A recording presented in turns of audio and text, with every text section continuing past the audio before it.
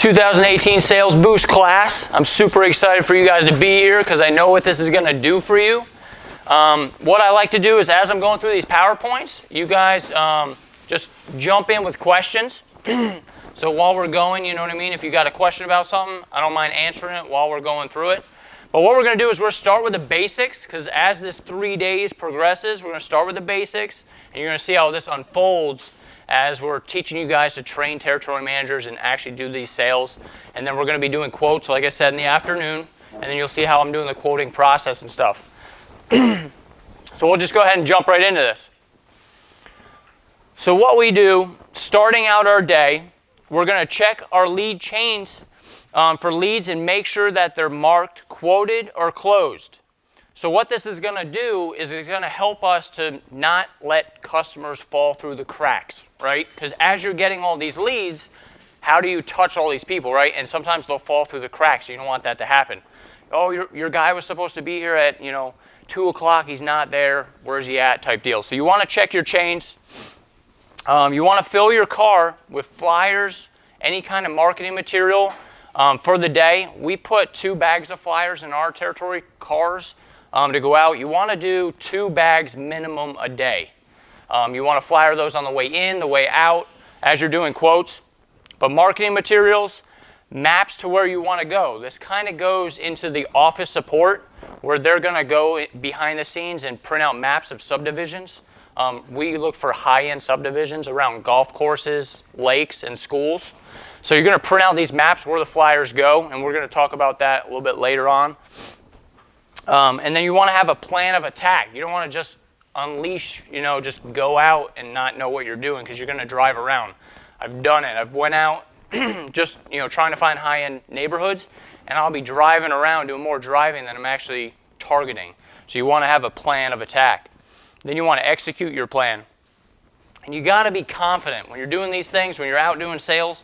That's what I'm hoping to do for you guys in these 3 days is get your confidence up. Because when you're confident, you go into a quote, it is a huge difference. They see the confidence. They know you're the best. They're going to, do business with people whom they like and trust, right? So that's where you want to be. Check in with the office daily. So as you're in the morning, you come in, you check your lead chains.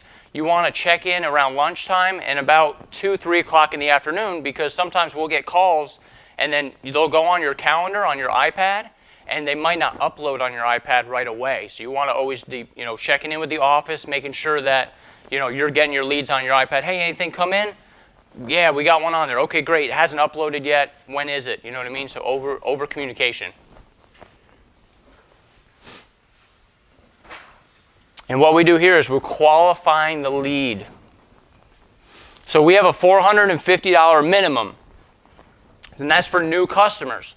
So if if you get repeat calls, there's no minimum. Once they're a customer, we don't have a minimum. We'll go do a patio, or if they got to spruce up their, front porch or whatever it is, there's no minimum. We put it on the back of the truck. And what I mean the back of the truck is the end of the day. That way they can scoot in there real quick. It takes 30 minutes to an hour, and they can get it done for our customers.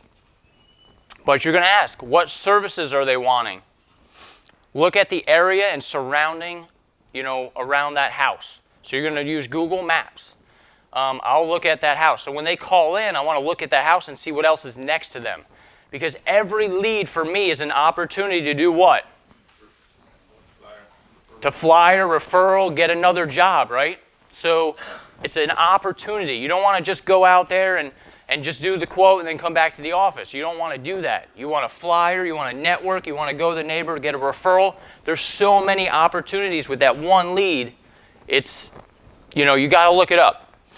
But how soon do they want the work done? This is a huge question because some of our competitors are going to go out there with their rig, right? They're going to go there, they're going to knock on the door. Hey, when can you do it? I can do it right now because they're going to come out with the rig.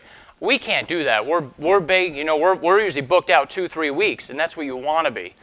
But you got to ask these qualifying questions because guess what? When the competitor comes up and he's like, I could do it right now. I'm going to do it for $250. You know what I mean? Then they're like, oh. So you want to ask these qualifying questions. When do you want to get it done? Do you have a party, right? Because if you're getting, say, a $1,500 job, AC taught me you can move heaven and earth to get that job done. So say you got, a $650 job. you can call Mrs. Smith and say, hey, Mrs. Smith, is it okay if I move you to Friday? We got a client that really needs something done. If not, no big deal. We'll leave you there. And then you can move that and get that job in there. Make sense?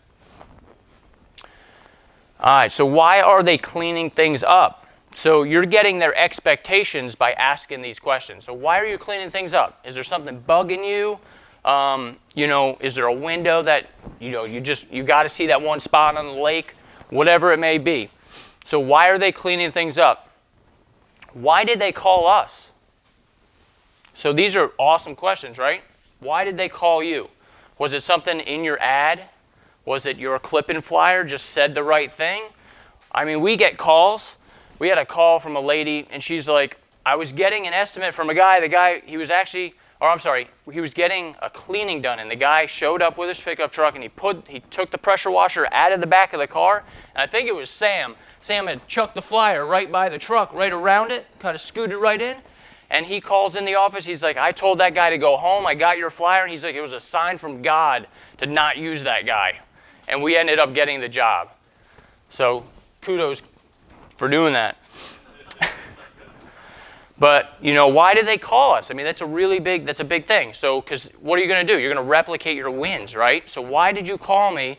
Because that's going to help me with my tracking in my office. What did I do right? Was it was it the flyer? Was it my office manager just, being awesome on the phone? What was it? Are they getting other quotes? I always tell people to get 3 quotes, right? You want to get 3 quotes? And we're going to talk about that because that's going to go into our package pricing. About giving 3 quotes. So are they getting other quotes? You know what I mean? Are they reputable companies? Sometimes when I do a quote, I said, oh yeah, I'm going to get other quotes. I'm like, great. Can I give you 2 other companies that I know do really good work? Oh yeah, sure. Because you know that they're reputable. Our prices are going to be the same, right? Or pretty close. And then they pick, whom they trust and like and that kind of stuff. But explain your system. So I don't know what kind of equipment you guys have, but we have the soft wash skids in our truck. So we use that as a tool. That is an awesome piece of equipment. It's not something you can go buy for $2,000. We're invested in our company. We're invested in treating our customers with awesome results, awesome customer service, and that's where you explain your system. And then how did they hear about us? And that goes, it's not why did they call us, but how did they hear about us? And that's the best question you can ask, right, when they call in. And that's on all our paperwork. How did you hear about us? And it might be Google, right? It could be a flyer. It could be a truck sighting. It could be, any one of those things. But you want to ask that question because, again, you're going to replicate your efforts. So whenever you go and you print that out, because once you're asking that question every day, at the end of the week, you can actually do a spreadsheet and see which one is higher on that spreadsheet. Yes? Would you do this all on the phone, or would you do this in person at the estimate? So I do this on the phone. Okay. So this is kind of qualifying the lead. So right when they call in, we have scripts for our office lady. So she'll ask these kind of questions on here. And then she'll run the report and stuff. We also do it again when we're out doing the quote. So you're kind of repeating it. But it's best to do it right when they call in, because then you can... Yeah, and you got to pick and choose. Like sometimes you got to pick and choose. You got to feel out the customer sometimes because they don't know what they want. Yeah. So when they're like, oh yeah, we have a $450 minimum, but it does weed out the people that are like, I want the $200 job. So then you're not wasting your time and sending somebody out for a quote that you know you're not going to get. Yeah. But then again, it goes and as you get talking to them, you're going to open it up a little bit with that conversation, and then you'll get a feeling for them if they're the right client. And then you could say, hey, I have a $450 minimum. Oh, no problem. You know what I mean? And then that goes into it. But if you're getting somebody who's like, I just want my windows or something, you know what I mean? It's like, well, no problem. We quote everything on the property type deal. And then you weed those people out. It's like, I just want my windows. Okay, that's not our customer.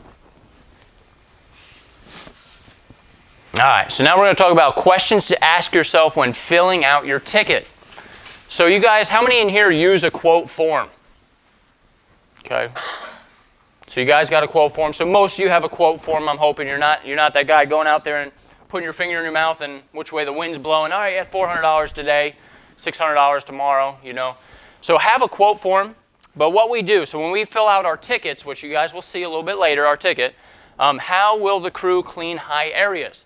So this is going to eliminate problems down the line. So you want to take it right from when you're doing the quote to eliminate problems. You want the customer, you almost want a roadmap for the customer, right? When they call into the office, awesome experience to where the techs show up, everything is smooth, right? In a perfect world, you want everything to kind of be smooth. So think about that. But these are questions you want to ask. So how will the crew clean high areas? Are we going to need a 32-foot ladder? Are we going to need a 40-foot ladder? When we go down to the lakes, we need a 40-foot ladder, and sometimes even we might need even the noodle. We use a soft wash noodle from Soft Wash Systems that'll get us up even higher on these dome peaks. You know what I mean? So you got to kind of think about that when you're doing the quote. There's also PETA factors, what I call PETA factors. So you might be quoting a home and it measured out to this, but guess what? You have landscaping, you got trees, you got all kinds of variables. You got a lake right next to it, whatever it is. Like Mr. Thompson's house, he had his house, and it was, I don't know, what, 6 stories, I think, on one side.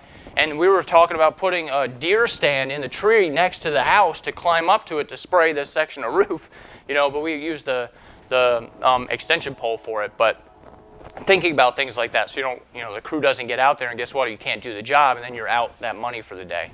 So think about that. What size ladder, to have on site, any special equipment, tools, etc., right on the ticket. So have a special instructions box on your ticket to write in any special instructions for tools.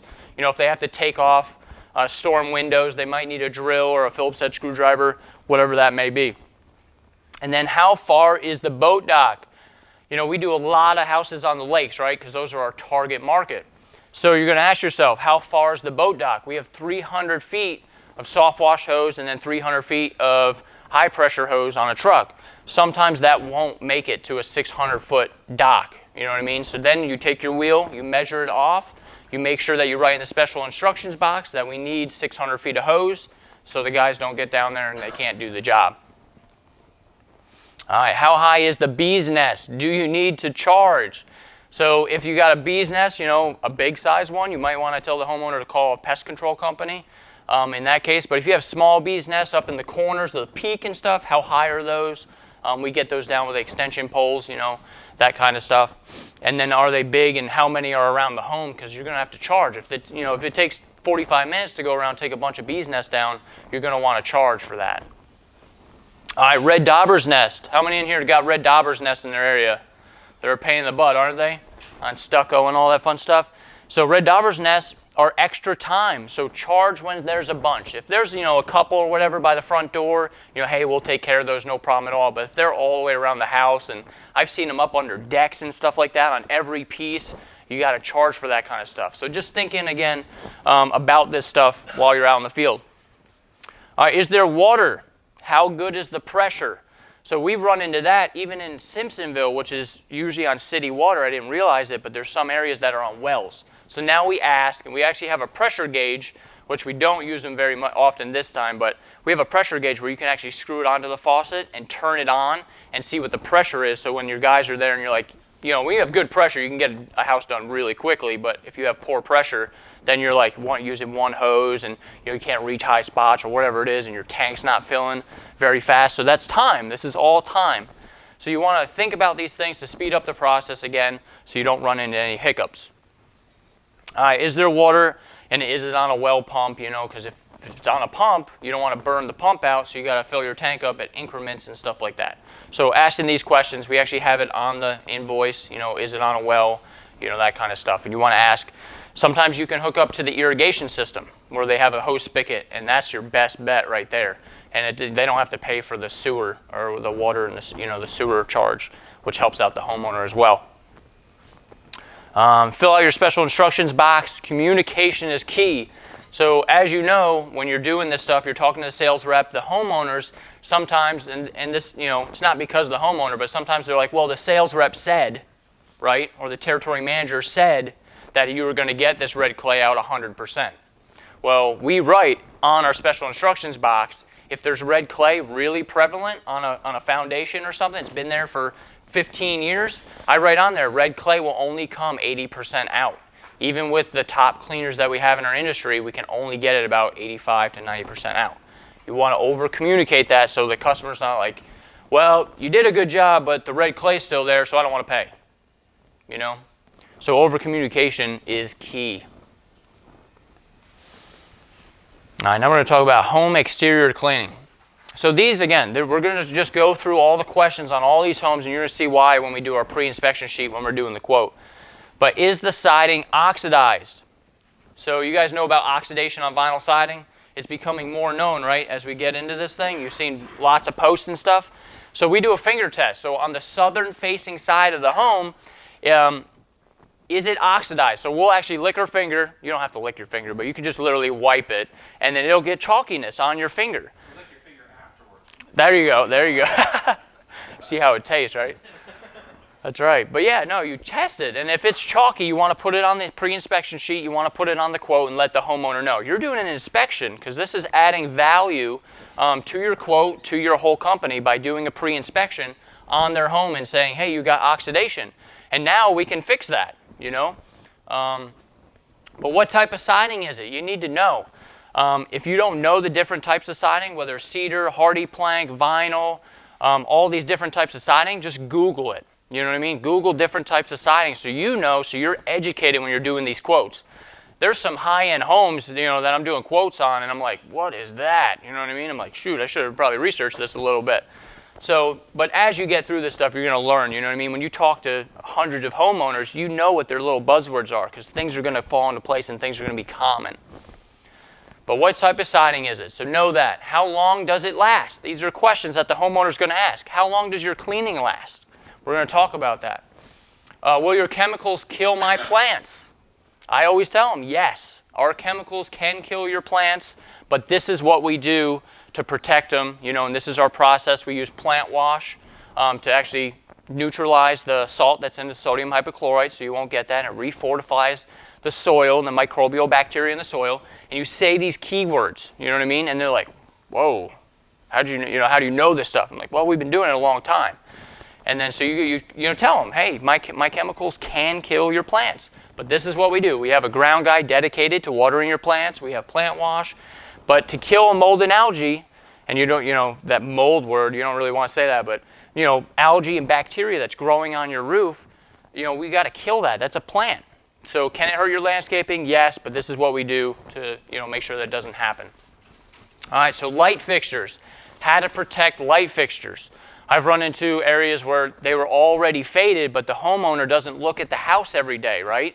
So when you do the cleaning, what are they doing? They're like, oh man, did you clean behind my shutters? They're looking at everything on the home, and they didn't realize that their lights, they didn't take care of them year after year, and they're faded, right? So once you do the cleaning, guess what? We were the last guy there. We're the last guy to get blamed for everything. So I want to save you guys money by looking at these things. So light fixtures, how to protect them, how to cover them. Yes, sir? Yes. Yeah, so the top of it, from sun damage and stuff will get faded. You have like the patina and stuff like that. Sometimes they don't know it because they didn't look at it. And then when we do the cleaning, they're like, oh, your solution faded my lights. Well, unfortunately, you want to take before and after pictures all the way around. You'll see that when we do the quoting process. We take 4 pictures of each side of the house, all the way around from kind of far away, and then any damage up close. So we're going to take about 6 to 12 pictures on a property, depending on what we're quoting, maybe more if it's a larger $1 million home. So doors, sun damage. Last year I had to stain about 4 doors, and it's $450 to $600 per door. So you got to make sure that you take before and after pictures. What we do now is just cover the door. We'll have them open it, put plastic up under there and cover it because you got to get the white trim around the stained door, right? So you got to make sure that you're pre-wetting that, taking pictures because, again, when they have a covered front porch and half the door is sun damage down and then the rest is perfectly fine and then we get blamed for the bottom, we're not doing it. We're just cleaning it and exposing the sun damage. But guess what? We're the last ones there, so we get blamed for it. So as long as you guys are taking pictures and letting the homeowner know about this stuff, you're covered, right? We hope, in a perfect world. If you do get a damaged door, I do, in the name of good customer service, I go and, I'm going to restain it and stuff like that because I know that customer's going to be coming back. But obviously, you still want to cover your butt. All right, does the home have red clay stains? We're in South Carolina. Some guys are in Georgia. You got that Georgia red clay. It's a pain in the butt. And I always tell people, there was this show, I don't know what show it was like on A&E, and there was like this company that did crazy things, or it was a show, I'm sorry, it was a show that did crazy things with dumb stuff or something like that. Well, this one company had washer machines in their warehouse, and they would go outside, and they would bring a wheelbarrow, and they would shovel red clay, put it in the wheelbarrow, they'd go into the warehouse, and they would sprinkle red clay into the washer machines. And they were selling tie-dye shirts with red clay stains on them. No joke. It won't come off. Once you wash it, red clay is not coming off. So I tell the customers that and kind of make it a joke, you know what I mean? So there's this company literally shaking red clay in the washer machine and tie-dyeing shirts and selling them for $10. Pretty interesting. So I tell them red clay stains may not come out. Oh, jump back there. And then how old is the home and when was it last cleaned? And I know when you're doing the quote, the homeowner's asking a bunch of questions and stuff, and it's hard to remember all these questions and stuff, but you want to qualify them, you know, asking these questions. When was the last time it was clean? Because sometimes it's been 10, 12 years, and then when you hit them with a $1,200 price, it's like, well, you didn't clean it in 10 years, you know, and then it's kind of reality sets in, you know what I mean? And then this is how you get higher tickets and stuff too. But this is what oxidized siding looks like. Looks like Zorro showed up. So you're going to see this stuff. You want to check the siding. It's the southern facing side. It's on blue or dark colors. You're going to see it more often on blue or darker color siding, which is like this darker gray. And it's on cheaper made homes. These homes that go up in a month, you know, they put the cheaper vinyl siding on. It's going to happen a lot faster. On, you know, really good vinyl siding, you're not going to see it as often on that kind of stuff. You're going to see it on older homes. It's common in the communities. Again, communities where we've had this happen, and then I go through the whole community, and you could see it's on every house, you know. So you want to do that. If if the homeowner's like, oh, you did this to my siding, look at other homes, too, in the neighborhood and say, well, it's on the neighbor's house. They have the same type of vinyl siding as you, that kind of stuff. But it can be restored, so you can actually fix these things now. So this is something you could advertise. Or if you're doing a quote and she's like, yeah, the last guy did this to my home. I don't want to get it pressure washed again. I can't tell you how many times I've heard that. Well, we can actually fix these things. But you do not want to brush when you're just soft washing. So if you're just soft washing a home, you don't want to brush it because then you're going to have a nice dark spot in the middle of the home. And then everything else is going to be the normal chalkiness. And then you're going to have to brush the whole side of the house. So you don't want to brush those areas. All right, so gutter exterior cleaning. So how many in here are doing gutter exterior cleaning? Okay, a bunch of you, almost all of you. Awesome. So oxidation, so black streaks. So I always communicate this with the customer because this is an upsell. Gutter, can't talk. So gutter oxidation or gutter whitening, if you will, we upsell this. This isn't included in our regular house wash because it's a separate chemical, and then you hand brush it and almost detail. And some of these houses are 3 stories, so it's extra time. You're up on a ladder, that kind of stuff. But these can be removed with our gutter butter. So I use gutter butter. We got OxyWash. So there's a bunch of stuff out there that you can use. But it's biodegradable cleaner that safely removes these stains. Older gutters may only come 80% clean. So setting the expectation for the homeowner when you're doing the quote, depending on how long they have been dirty. So depending on the manufacturer of the gutter, how long they've been dirty, it might be etched in there. And sometimes it only comes 80% off depending on how old they are. So you just go over that with the customer. Explain to the customer about oxidation removal, and we have pictures that we show them. But no, house wash will not remove oxidation. It'll remove mold and mildew and get the gutter cleaner, but it's not going to remove the oxidation. Any questions on that, on the gutter whitening at all? I always let them know, you know what I mean, that it may only come 80% clean, and sometimes if trim has damage on it, yes? Yeah, really explain to them about the paint coming off. Yes. Your heart's broken sometimes when that happens, but it's not your fault. It's UV damage, and sometimes you just got to repaint the gutters. Yep. It's not hard to repaint them. It's a pretty easy thing, but yeah, on the southern and western exposures, that paint, the gutters are 20 years old.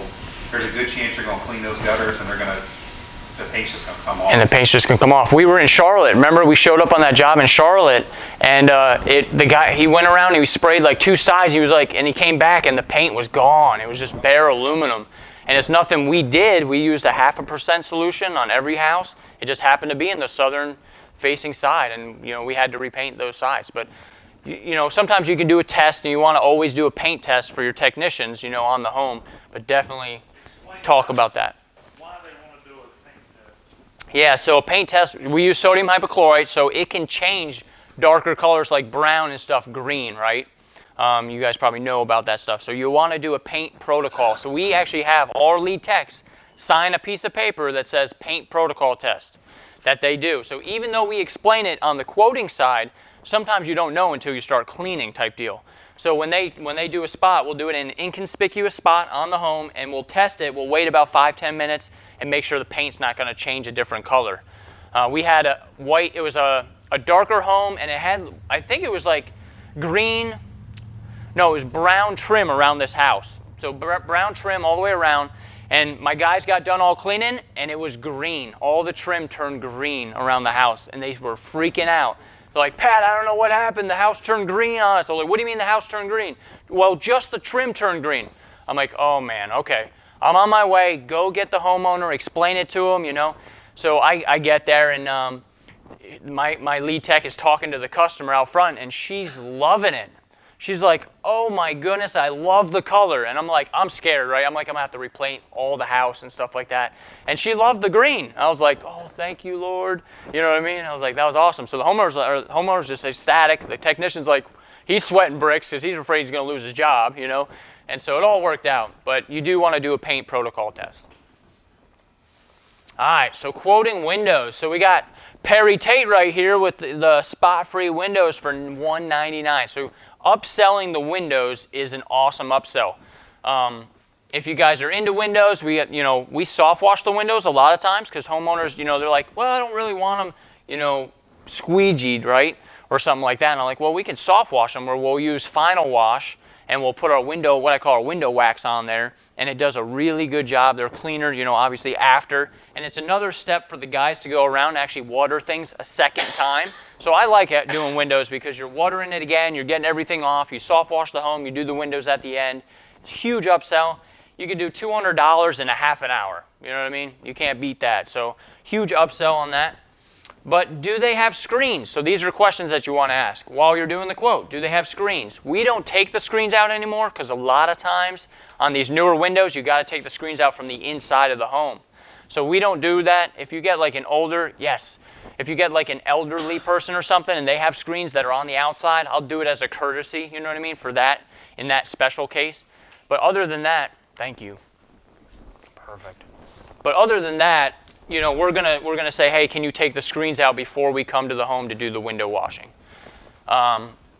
They will need to be removed by customers so we can brush them. So that's when we'll spray our soft wash on there, brush the windows, rinse them off real good, make sure the sills are clean, rinse out all the sills, the tracks, all that stuff.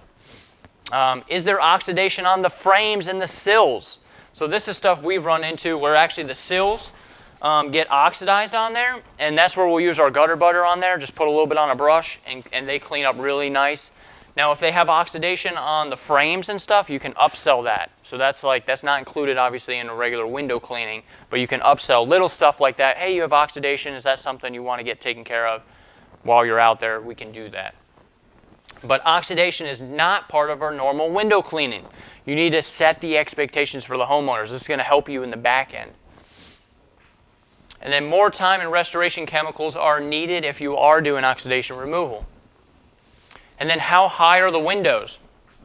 This is actually a shot in North Carolina. I had to replace 7 of those panes, which was like about $100 a pane, because what happened was my territory manager sold this job. It was like an $1,800 job. He threw that big bay window in for free, which I had to pay $700 for.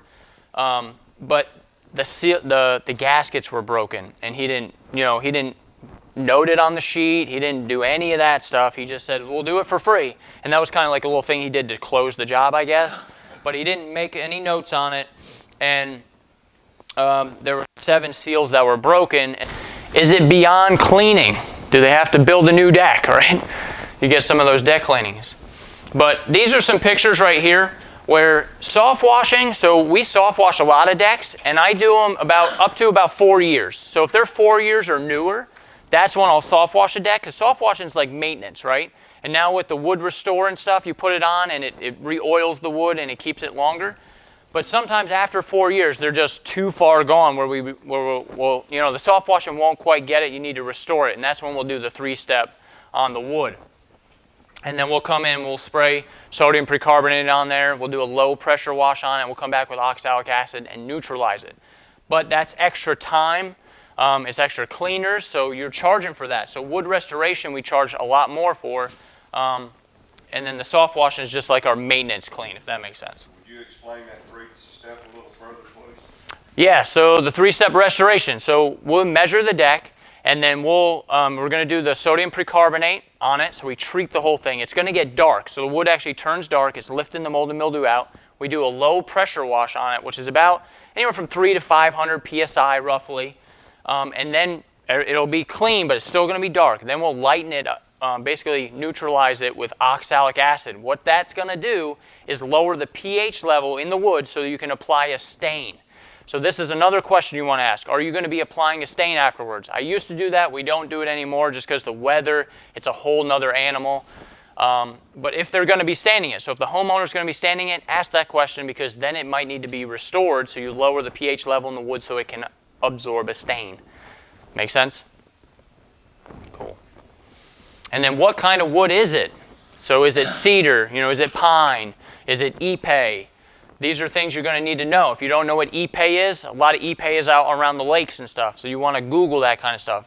Ipe is a really, really hard wood. So what we do is we actually pre-wet it and then soft wash it and then come back and put the wood restore on ipe. So are there electrical outlets under the deck? So you don't want a fire when you're spraying decks and stuff. Sometimes they have floodlights under the deck, that kind of stuff. So look underneath the deck, make sure there's no outlet there, because if there is, you want to cover it, that kind of stuff. I put that in the special instructions box. Red clay stains on wood. This happens from dogs. A lot of people have dogs and they go up the deck and down the deck and stuff. Soft washing isn't going to take care of red clay on a deck. So then you're going to have to do another step on that. You might need to restore it, or you might, use a light degreaser or something like that to get the red clay out of the wood. But soft washing won't do that because it's not organic stain. And then, is there any damage to the wood? So again, pre-inspection sheet, you want to take pictures of any damage, any furring, splintering, cracks, any of that kind of stuff you want to take pictures of. And then here's the wood restoration. So this is this 3-step. That's what you're looking at before and after on that one. This was a handicap rail. So I wanted to really get this thing super clean, and she was sealing it afterwards, so that's why we did the 3-step on that one. But explanation. So we use a wood cleaner that is designed to lift dirt, mold, and mildew, which is sodium percarbonate. Then we go back with low pressure, about 500 to 1,000 psi with 8 gallons a minute. And more gallons per minute is key, really, because you don't want to use pressure on wood. Pressure on wood is bad because it's just going to tear it up. So the less pressure, you want your cleaners to do all the work type deal. So this will leave the wood dark. Then we use oxalic acid to neutralize the wood and bring it back to the honey gold look. And you'll see it, like the colors come out. It's awesome. And then here you go. So there's like a before and after picture. And then this was a fence that we actually soft washed. So we were coming around, I took a picture of it. So again, if you're doing a fence or something like that and it's just grade, it's not real bad, you can soft wash it all day long. We pre-wet the grass, we plant wash, and then we go and we spray it, and then we rinse it off and then put the wood restore on there, and you are good to go. And it's a lot less time when you're soft washing it than doing, the low pressure wash on it. And this was actually one of my first decks. Oh my goodness, I actually am skinny in that picture. Wow. That's it. I got the bakery going. But how clean can we get it? So setting the expectations again for the customer, let them know, if there's wood rot, it's not going to come 100%. So just setting that expectation up. And then more wood. So this was actually a plexiglass on this. It was a port. It was like a sunroom, I guess you'd say, but it was plexiglass and it had all wood inside there. So we cleaned the plexiglass both sides and we did all the wood in there. So we measured basically the whole, sunroom, and then we charged for every piece of wood in there to get that clean. So different things, obstacles, spraying up there, how to get up there, ladders, that kind of stuff. Adds time and money to your quote. And then wood stairs. How do you charge for wood stairs? Which we'll touch on that. So wood stairs going all up. You've seen these like huge docks. They go all the way up, and they're straight down. All kinds of fun stuff. And then this was back when I was doing the cleaning, and then I stained it afterwards with Ready Seal. But again, we don't push that. All right, so non-pressure roof cleaning. So does the home have gutters? If the home has gutters, that's great. If it doesn't have gutters, that's more time. We're going to have to wet. We're going to have to, tarp. We're going to use a lot more plant wash, a lot more things. So that adds to the roof cleaning price. So where do the downspouts go? These are questions again. If they come out right by, a nice tree, you're going to have to divert it. But are these things in the yard and have to be removed? So are there things in the yard? So back in the day, there was clotheslines, right? And you didn't want to tie-dye somebody's whole wardrobe, so you want to look around the house. When you're doing a quote, if you're getting wind that day, what's it going to go on? If you got furniture outside, you want to bag up the furniture, put it in bags, and set it off, out of the yard. So just, again, going through things, letting them know the technicians, hey, bag up the furniture so we don't get that kind of stuff. Inspect the roof for lifted shingles and or damage. So we don't walk the roofs, but we do a pre-inspection sheet from the ground, basically. So we'll take pictures from the ground. If you see lifted shingles, you see a torn shingle, that kind of stuff, we'll note it, and we're going to do a pre-inspection sheet because, again, adding value to the customer. Hey, you got a shingle that's fallen off. You might want to get that looked at. If it's something small, sometimes we'll go up there with caulk, and we'll caulk it back up there, that kind of stuff. But if it's anything larger, you want to get a roofer out there, to look at that. How dirty is the roof? Is it dirty on both sides? That kind of stuff. Always reward the customer. So as you're talking to them, you want to reward the customer. Hey, you caught it in time. The whole roof isn't dirty. You want to treat the whole roof, but it's just really dirty on the front. Hey, I can tell you take care of your home. You want to get it, you want to nip it in the bud. We can give you, a little bit more off of that because we're not, going to be doing the same process on the front and the back. Make sense? And then how hard will it be to clean? Is it high? Is there, that's that PETA factor, right? Can we get to all of it? What size ladder do we need? And then here's some before and after. So, and we're going to talk about TPO roof cleaning. Look at this, AC?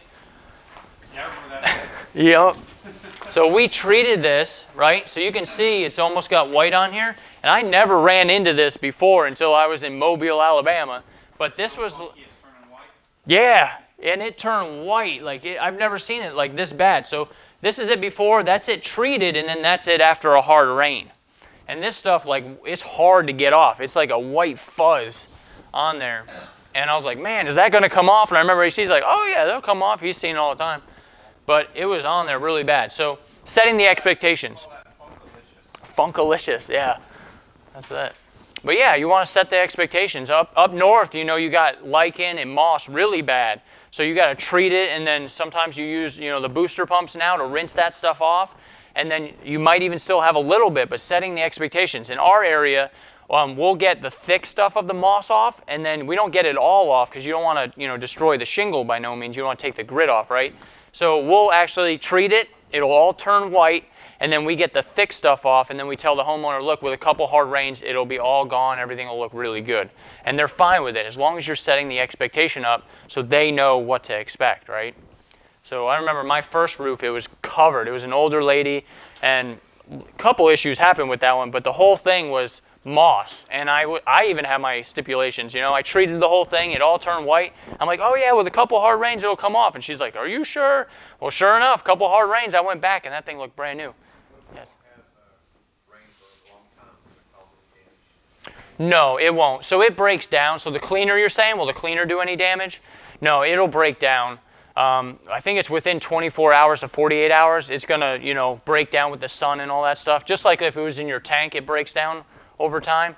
But you do want rain. So, I mean, as long as it's within like 3 months, you're good to go. But it's going to kill it. That stuff's going to dry up, and basically the roots are going to shrivel up. And then once you get that rain, it just washes it right off. And then here's another TPO roof. So we love doing TPO roof. TPO roof cleaning is very, very easy and fun. But you can see right there the before and after picture on there. Is it the same problems with the TPO that you have on a regular shingle roof? The longer it sits, the mold and mildew starts deteriorating. Yes, it'll break down the membrane, yes. So as long as that mold and mildew, right, it's living on something. So it'll break it down and become brittle and stuff like that. So you want to get that off of there. You're not going to have like a ton of lichen up there, so it is easier to clean than a shingle roof or a tile, you know, that kind of stuff. It cleans up really well with just spraying it. So you can see like right here, this was on a facility and all their air handlers are on the roof. So I mean, it's going to break down the membrane, but it's also a health issue where all these spores are getting sucked up and going into the building too. So that's one thing. Another thing is with TPO roof, every 2 years you want to clean it to maintain the warranty. And some are 2 years, some are like 3. So you got to look at the different manufacturers, but the warranty, you know, says you have to clean the TPO roofs and the EDDM. Yes, sir. How do you find them? How do you find TPO roofs? So a couple different ways you could do it is we'll talk more about this on Saturday, but you can use your Google Maps and fly over the area. You know, if you have an industrial area, you literally just fly over it on Google Maps and you can see all the white roofs. There's also a blue book. It's like an industrial blue book that we have here, and you can look in there and they have all the names and emails of the industrial stuff. So, all right, so what kind of roof? Knowing the different types of shingles. Is it a 3-tab shingle? Is it an architectural shingle? You want to go after the architectural shingle because that's a 30 to 35-year shingle, right? Those ones, they're going to want to clean. They're not going to want to replace. A 3-tab, once it gets dirty, you know, we clean a good amount of 3-tab, but our architectural, those are your clients. Those are the ones that want to clean the roof. Make sense? So calculate for pitch, and we're going to talk about that in the measuring PowerPoint, so I won't get in there too much. But roof complexity. So these types of roof, you know, the different pitches, how am I going to reach up here because the gutter's down here type deal. You know, roof complexity is a big part of it. That's going to affect your price on your roof. Here's one. This is, again, way back when. You know, this is an easier roof. You got front, back, your front porch, and then your garage. And we're going to talk about how to measure that kind of stuff. But roof complexity definitely plays a huge part in it. And then here's AC's picture right there of an apartment complex before and after. I love that picture. Before and after. Before there were drones. Yes, before there were drones, that's right. How did you get it again? You had to get a picture on Google? So I would always, every time I would do a proposal for an apartment community, especially if it was that dramatic or any roof, I'd go capture the Google Earth image, and then I kept a folder on my desk of all of the great before shots with the address written on them. Nice. And then just every once in a while, if I was bored, had nothing else to do, I'd whip open that folder and go back on to Google Earth because they would run 3-year cycles, but you never knew when the last cycle was. You didn't know if the after picture would show up the day after you cleaned the project or 3 years after you cleaned the project. So I'd go back and look then for the next satellite pass over the community to get the after picture. So that was a particular one in Tampa there. And I love sending that back to the property manager. I tell them, hey, guess what? All of your residents just saved $50 a month on their electric bill because Yep. they're not big solar collectors anymore. That's right. Huge, huge stuff. And remind me to talk about that on Saturday too, about the apartment complex and the roofs and stuff and the pictures. Pictures are key. Like he just said, he shows it to the property manager. We'll talk about that on Saturday. All right, so now we're going to jump into concrete cleaning. So we do use a surface cleaner with a pressure washer because we have red clay in our area. Thicker algae and stuff, you want to mow down the algae. So we'll pre-treat and then we'll surface clean it because we got red clay and all this stuff. Or thick algae. So we'll pre-treat and then we'll kind of mow it over with the surface cleaner and then post-treat after so you get that longevity out of the concrete cleaning. So we use 2,500 PSI and treat the concrete before and after. Sometimes we will pre-treat to speed things up, so you can see the before and after here. And then some awesome before pictures. And these you want to send to the homeowner. You know, when you're done with the cleaning, now we have smartphones, take pictures of this stuff. Technicians will send it in on a Service Monster, and then we'll send these pictures to the homeowner. They're like, whoa, I didn't realize my house was that dirty. And then what are they going to do? They're going to get on Facebook. Look what I just had done to my house, you know. But upselling, so always quote everything. So the deluxe treatment package, dirty or not. So again, you were like a pest control company. So remember these words. These are like buzzwords for us. We're like a pest control. If you look at the software, you know, the Gen 3 skid, that is a pest control rig. You know what I mean? So when you go out and you talk about it, you're like, oh yeah, I need pressure washing done. Well, awesome. Well, we're actually like a pest control. We kill the algae and mold, you know, that kind of stuff. So saying that and then quoting everything on the property, because again, homeowners don't know, and sometimes they'll call back in. Say we quoted something and the territory manager didn't quote the driveway. They're like, well, he didn't want it at the time, but then he calls in later because he saw how well the front stairs came, and then he wants a quote on that. Well, if you quote everything, guess what? When he calls in, oh yeah, well, the driveway's going to be $180. You know, you have it on file. But look for rust stains on vinyl, on the roof, on decks, and concrete. So rust stains are a huge, huge upsell with, you know, Bark 9. You can do that really, really easy, and they're really easy to quote too. But add outbuildings, playgrounds, docks. This can add hundreds to your ticket. Pool deck ceiling, fences, concrete, and patio ceiling, windows, you know, the front mailbox, the front sidewalk, the curb, all those things on a home you want to include in your proposal. Any questions on that? Okay, good. All right, so now we're at the presentation. So after taking all your measurements, you want to go to the car and crunch your numbers. I always park, you'll have that one form, it's like 18 steps to a sale in your book. What I like to do is park the car right out front of the home, and then when I go, I take all my measurements, I actually hand the homeowner a company portfolio, and then I'll go to the car and I'll take all my measurements, and then while I'm sitting there, it gives opportunity to the neighbors to come up, whoever's, you know, driving by, seeing your car, they can stop you and say, hey, I need a quote down the road. So it's another opportunity. But you don't want to be too long. So some quotes, you know, in the beginning when you start doing these quotes and you're measuring everything, these $1 million homes could take like 30, 40 minutes just to measure. And then you got to crunch it, and then you're in the house, you know, for 30, 40 minutes. So you're talking about almost a 3-hour quote. So this is going to speed up eventually. So as you get going in this, you're going to speed up. But you don't want to take too long, because then the homeowner's inside. She's like, what is he doing out there? What is he quoting? This is going to be really expensive. You know, then you start scaring the homeowner type deal. So you want to speed up the process, and we'll show you how to do that. But your process will speed up as you go. So as you're going, you're taking your pictures. Right now, it seems like a lot, right? You're like, I got to take my pictures. I got to fill out my pre-inspection sheet. I got to hand the homeowner the company portfolio. Now I got to go to the car and crunch all my numbers, right, on everything. And we'll show you how to do it, how to speed it up. But the quote sheet is then filled out and ready to review. So you fill everything out, and then you basically put on your clipboard. It's ready to review. I'll go to the homeowner and I say, hey, can we go inside and go over the quote? Because you want to get inside. What happens when you get inside the home? Close, yes. So every time you close, you hope to close every time, but it does. It increases your chance of closing that ticket because you're building a relationship. You want to get at the kitchen table because where's the decisions happen? At the kitchen table, right? So that's what you want to do. But you go over your company portfolio. So as they had it inside, I'll kind of get it and say, hey, what'd you think about the company portfolio? Oh yeah, it looked really good. You guys have got a nice thing going here. And then I'll kind of jump into it a little bit and explain a little bit about, you know, how we've been in business for 10 years and, you know, that kind of stuff, and what you guys use, you know, to promote your businesses. But talk about the buzzwords. So certified, licensed, pest control company. We treat the stain. You know, we're treating it. We're not just removing it. Then give the quote to the homeowner and listen. So turn it around, sit down, shut up. You know, it's like one of those things, like the first person talks loses type deal.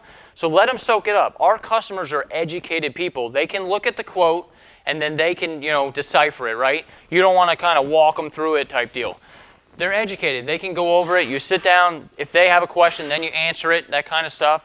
But a lot of times when I'm doing quotes, I don't even talk about the cleaning, to be honest with you. I'm talking about the car in the garage or, the baseball team or whatever it is, right? So, but you just want to listen, because sometimes, we'll talk ourselves out of a quote. If we keep talking and stuff, we can talk, you can talk yourself out of a quote, and you don't want to do that. So you want to listen and then be the problem solver. Why are we here? You know what I mean?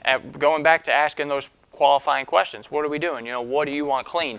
What are your pressure points? And then being the problem solver. So be a problem solver. Say, we can help with that. Know their needs, and we are the solution for their, I put mold problem, but you want to say mildew, mildew algae problem. Make sense? We'll get the funk off your roof. Yeah, we'll get the funk off your roof. Yes? So when you present these quotes, you just hand it to them. You don't run through real quick each line item. And With the homeowner? yeah. Sometimes, and I'll feel it out. Sometimes I'll just spin it around and say, here's the quote, and then they're looking at it like, oh, okay, and then they're like, oh, my house is $400, and you'll see their train of thought, right? Now, if they're kind of like a puzzled look, then I'll say, well, right here we got the home exterior, the gutter exteriors, and then I explain it. I'll sit next to them and stuff like that, and then go over it in that case, you know what I mean? So you just got to feel out that specific scenario with them. But let them do the talking, and then, you guys are going back and forth in it. And then ask for the business. A lot of territory managers don't ask for the business. They give the quote, and then they're like, okay, great, I'm going to think on it. Okay, great, have a great day. They don't ask for the business. So ask for the sale. What package? So you're asking questions. So what package would you like to do today? And you're like, oh, now she's thinking about it, right? Or, what's the next one here? So ask to follow up. So again, if they don't close on the spot, so if they're like, well, I got to talk to my husband or I got to talk to my wife, great. I always tell them, look, we're a soft washing company. We do soft sales. I'm not here to push you in anything. You get these like raindrop or, like the rain gutter guard people. They go in there and they're like a one-call close. They'll go in there and they're there for 4 hours until you close. You don't want to do that. That's not what we're about. So when we go in there, we're there to solve their problem and say, hey, if you need to talk to your husband, by all means, go ahead, no problem. Is it okay if I call you in a day or two? Yeah, great. Okay, great.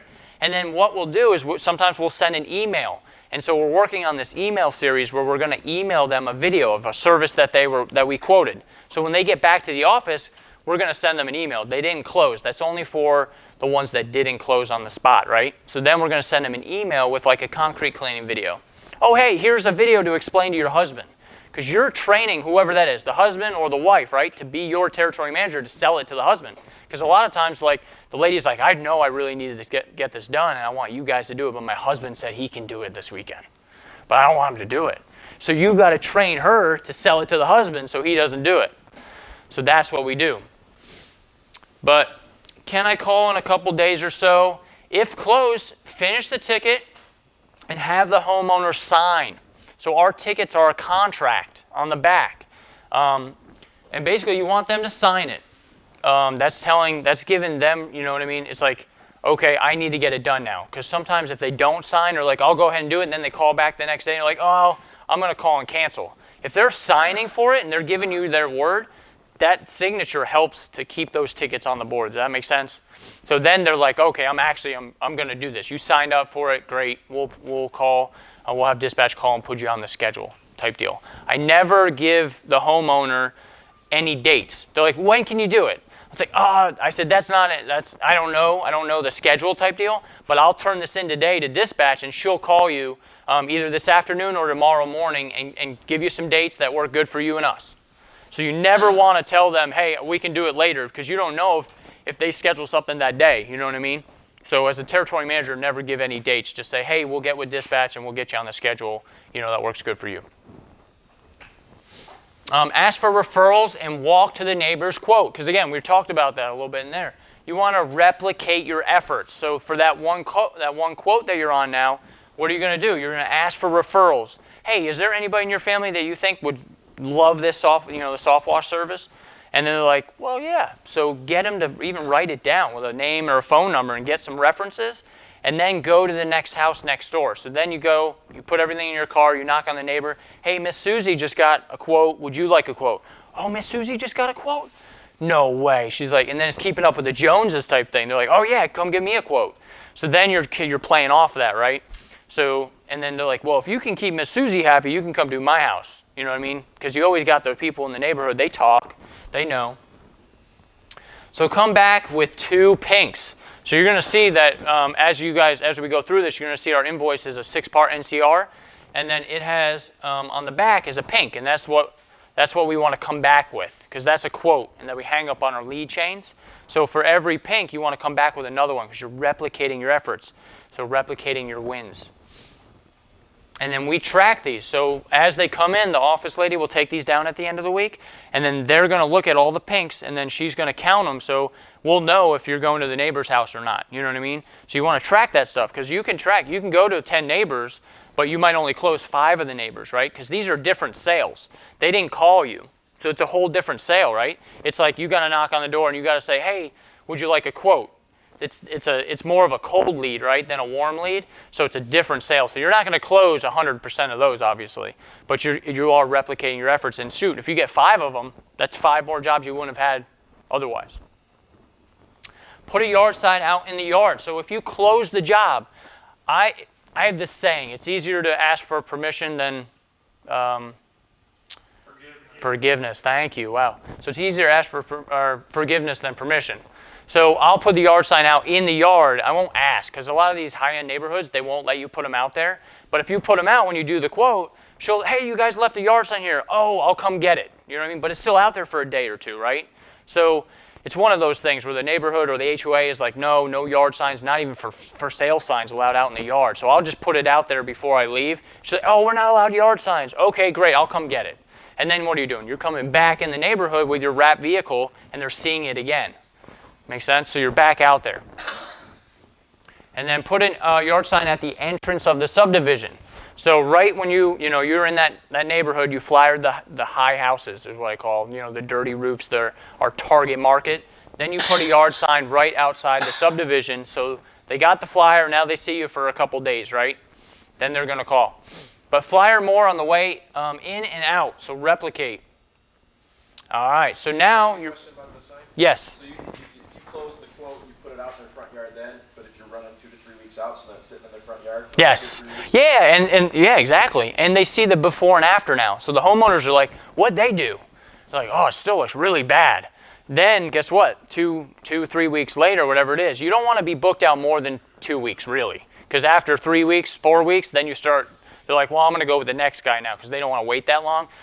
2 weeks, and then they'll see, they're driving by the house, and then all of a sudden it's clean. They're like, whoa! You know what I mean? And then the homeowners really see it. So this is what our yard sign looks like that we put out in there. Let us do the dirty work. So we kind of rebranded this year with let us do the dirty work. So our flyer replicates this, our website replicates it, and then on the back we just have soft washing.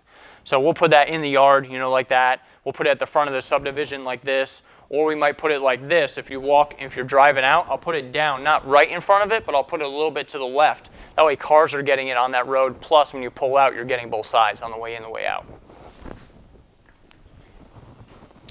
And then all right, so now we're back at the shop, right? We just did the quote, we put out our yard sign, we did all that. We're coming back to the shop at the end of the day. We're going to finish up our paperwork. So bring back the quotes. And file properly. So you're going to see in there, we're going to do a walkthrough in a little while, but we have bins. We have a closed bin, a 9.9, and a dead bin.